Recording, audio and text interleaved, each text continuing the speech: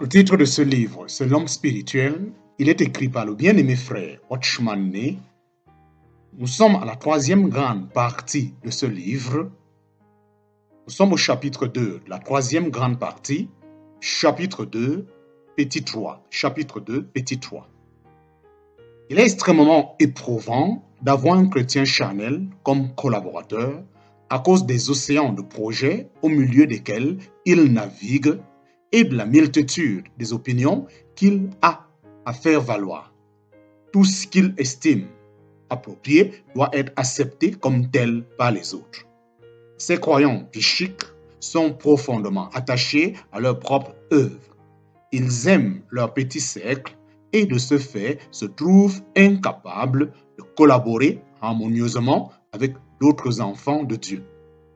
Et ils insistent pour étiqueter les autres croyants sur la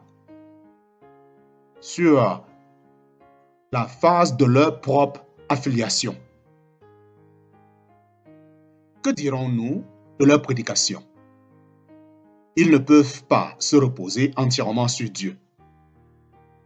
Ils font reposer leur confiance ou bien sur quelques bonnes histoires illustrant leur sujet et farcissent de mots puissants ou bien sur l'idée qu'ils se font de leur personnalité. Peut-être comptent-ils sur Dieu, mais ils comptent en tout cas sur eux-mêmes.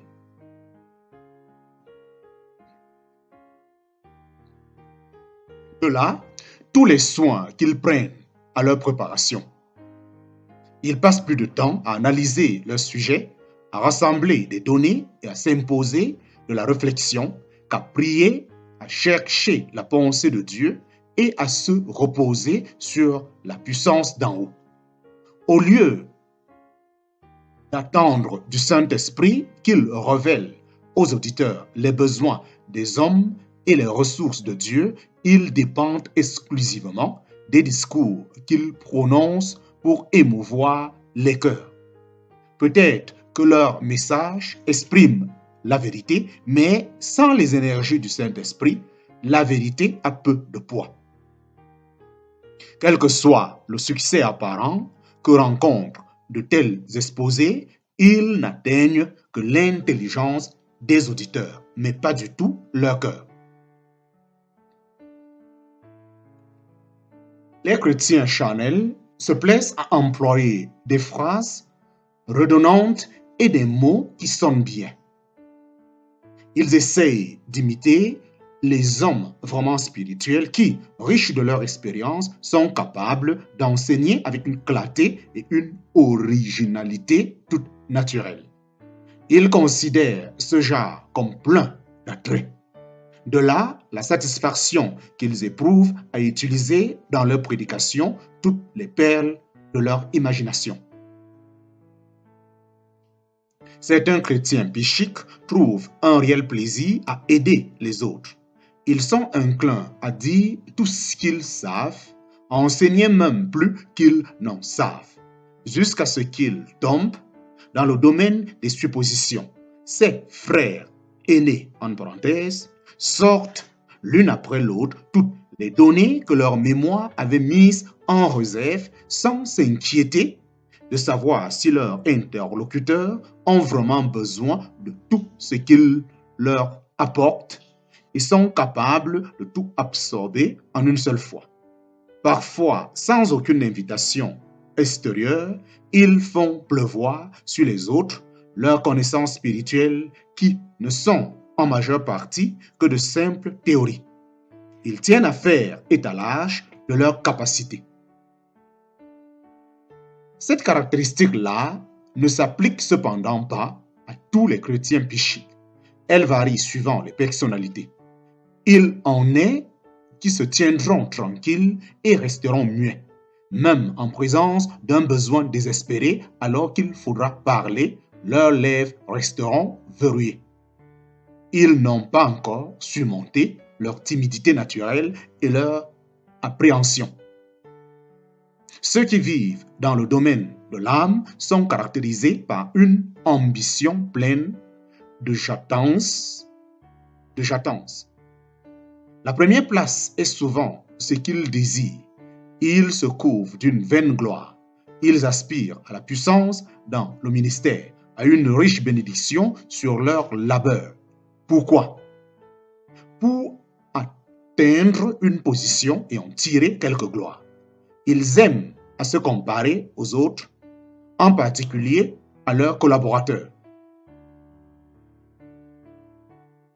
Ceux du dehors les intéressent moins. Cette attitude compétitive qu'ils prennent par devers eux peut devenir une vraie préoccupation.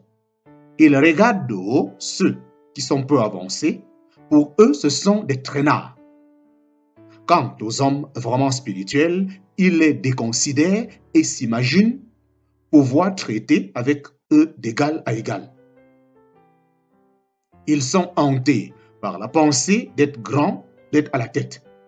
Ils espèrent voir prospérer leur œuvre pour qu'on parle d'eux avantageusement. Ces désirs sont naturellement, profondément cachés dans leur cœur. Bien habile celui qui les discerne. Quoique leur aspiration puisse être profondément dissimulée et mélangée avec d'autres mobiles plus purs, la présence de ces désirs indignes n'en est pas moins un fait irréfutable. Une petite mesure de connaissance, une petite expérience, un petit succès leur donnera l'illusion qu'ils ont réalisé un exploit. Ce trait qui est commun à tous les chrétiens psychiques peut se comparer à un petit récipient vide rempli. Les croyants aisément satisfaits ne se doutent pas de l'étendue et de la profondeur de l'océan dans lequel ils ont encore à puiser, pourvu que leur vase soit plein jusqu'au bord. Ils n'en demandent pas davantage. Ils ne se sont pas perdus en Dieu. Autrement, ils seraient capables de dominer tous les problèmes. C'est cette capacité limitée qui empêche Dieu de leur confier plus de responsabilités. Les chrétiens charnels sont ceux qui n'ont pas de principe. Ni leurs paroles, ni leurs actes ne se conforment à des règles fixes. Ils vivent nu gré de leurs sentiments et de leur imagination. Un autre trait particulier aux chrétiens psychiques, c'est qu'ils ont plus de dons que les autres. Les croyants liés par le péché n'ont pas les mêmes talents. Les croyants spirituels non plus. Il semble que Dieu accorde de nombreux dons aux chrétiens psychiques pour qu'ils les livrent spontanément à la mort et en revendiquent plus tard le renouvellement dans une glorieuse résurrection. Mais ce n'est qu'à contre-cœur que ces chrétiens-là acceptent de renoncer à leurs dons. Ils s'efforcent, au contraire, de les utiliser au maximum. S'ils réussissent, ils s'en attribueront toute la gloire. Naturellement, une admiration et une glorification de soi de cette nature n'apparaissent pas au grand jour. Mais c'est un fait que malgré tous les efforts qu'ils font pour s'humilier et donner gloire à Dieu, ils ne peuvent s'empêcher de tout rapporter à eux-mêmes. Gloire à Dieu, oui, mais gloire à Dieu et à moi.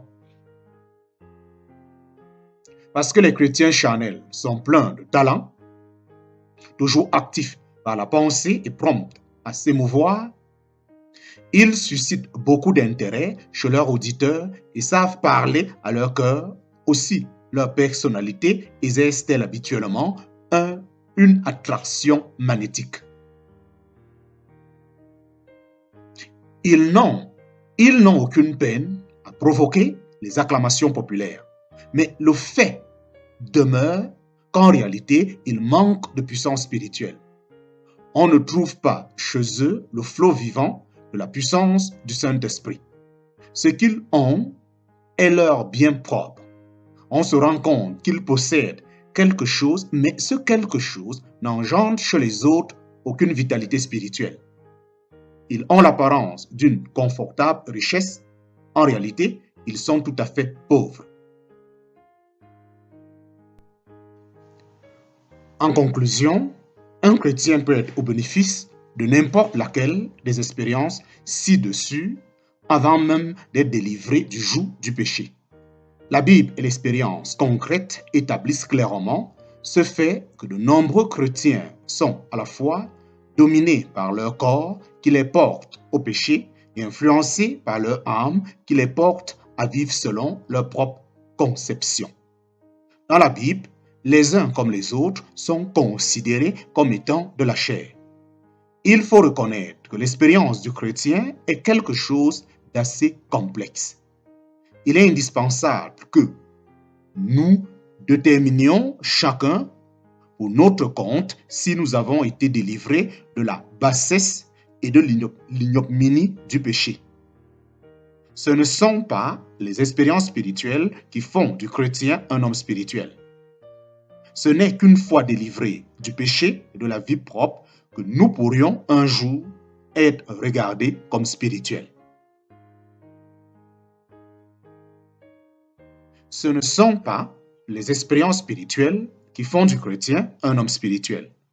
Ce n'est qu'une fois délivrés du péché et de la vie propre que nous pourrions un jour être regardés comme spirituels. Fin du chapitre 2 de cette troisième partie. Fin du chapitre 2 de cette troisième partie.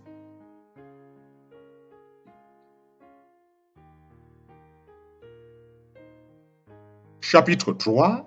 Chapitre 3. Nous sommes toujours à la troisième grande partie de ce livre. Nous sommes présentement au chapitre 3. Chapitre 3. Les dangers de la vie psychique. Chapitre 3. Les dangers de la vie psychique. Les manifestations de la vie psychique.